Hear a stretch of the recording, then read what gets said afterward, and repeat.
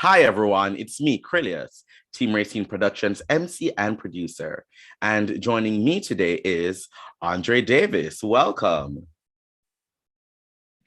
Welcome, welcome. How are you, sir? Hi, I'm doing well. I'm doing well. How are you? I'm doing well, doing very well. Thanks for asking. Awesome. Awesome. Well, it is great to have you here with us today. And I want to kick this off by just having you introduce yourself to our audience and let them know a little bit about you and your background. No problem. So my name is Andre Davis. I am running for mayoral candidate or DC mayor of DC. I have a background in education. I was an educator for almost a decade in the classroom. Native Washingtonian, fourth generation. I grew up in Washington, D.C., Southeast, in particular, Capitol Hill neighborhood in Ward 6. Um, I want to be the change that I wish to see. So I decided to put my aspirations to the test and run for mayor of DC. Awesome, awesome. And have you always had these aspirations? Is it something new? Like, what made you want to throw your hat into the ring, this cycle around? So I've had aspirations for quite some time. As I said, I grew up in on Capitol Hill in DC, and growing up, I got to see a lot of the senators. I got to see a lot of the um, politicians and people who were in local government. And as I became an educator, after I graduated from Lincoln University in Pennsylvania, I became an educator in the classroom. And I really got to see a firsthand look at how the students were affected by just some of the smaller details in the city that people I felt that the administrations had overlooked, such as housing, just the education system and who controlled it, the resources. I found my job being a lot more taxing than I felt it should be because of these nuances that were overlooked by administration. So I've had the aspirations to run for mayor for about 8 to 12 years now. In this particular cycle, the reason I chose this particular cycle is because I'm at this point, I think we're at a breaking point. Certainly, certainly. And you brought up education and you saw some of the limitations there, working with that firsthand. What are some other issues too that you'd really like to tackle if elected to the post of mayor of DC? That's a great question. So, of course, not in any particular order, but some of the hot topics. Of course, education. I feel that the education system right now, the public school education system, is not operating at its maximal capacity or efficiency. With mayoral control, the mayor controls the actual school district, public school district, and without a background in education or without a sense of accountability or checks and balances, it makes it very difficult to make decisions for those constituents, for students, for teachers, for substitutes, for the staff that maintain the buildings. It's very difficult to make those decisions without communicating with those constituents.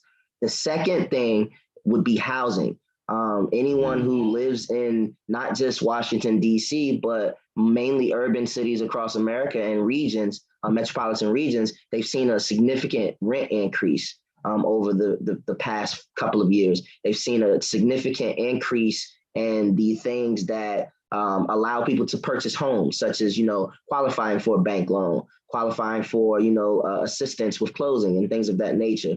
So with that occurring, as well as the cost of living going up, we're starting to see what I call a housing crisis. We're in the midst of a housing crisis right now. You have people who are not making the amount of income or enough income to sustain living in the city. So that's one of the things that I would love to tackle as mayor, is basically creating affordable housing. Where do we house people? At what price? At what price point? And how do we get people into these homes, not just to maintain a place for them to live, but a place for them to grow their families? Certainly, certainly. Talk to me about this. Why are you the best choice for voters? I think the voters, we've seen what happens when you do not pay attention to your constituents. We've seen what happens when you have a my way or the highway mentality. And unfortunately, with the previous administrations that we've had, we've seen them basically make decisions that are not in the best interest for residents. I'm a native son of Washington, D.C. I've been here my entire life. I was educated here. I've been involved in these issues throughout the neighborhoods, throughout just being a resident here, trying to make ends meet and basically be a productive member of society. I think I'm the best choice because I am currently not engulfed in those decisions or those arguments that city council have. I'm not currently wrapped up in the political games or the political, situations that are currently going on. So I'm a fresh face. I'm a fresh look. I bring an outside experience, but I bring an unbiased experience. I bring an experience that the typical resident who looks like me, who may act like me, who may think like me, who comes from where I come from, can say, you know what, I can put my faith into that person because he does have our best interests in mind. And he's somebody that is fighting for not just, the big man, but the little man as well. Because, one thing that I've noticed about the administrations are if you're not a big time player, you often get overlooked.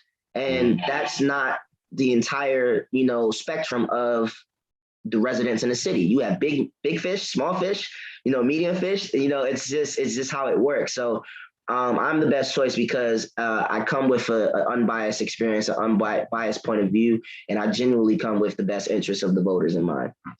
Awesome. Thanks, Andre. All right. So when does voting begin for mayor? So the Democratic primary, because I am running under the Democratic party affiliation, the Democratic primary is June 21st of 2022. And then the winner of that Democratic primary would receive the nomination to go on to the general election in November.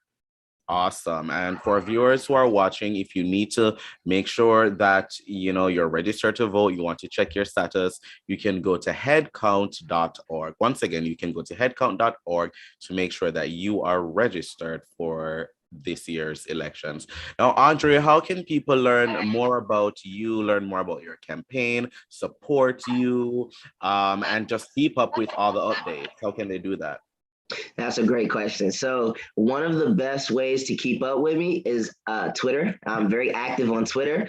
You guys can find me on Twitter at Andre for DC. That is actually my Instagram. So I'm also on Instagram. So you can go to my website and you can be taken to all of these places. So my website is Andre for DC, spelled just like you see right there, AndreFordC.com.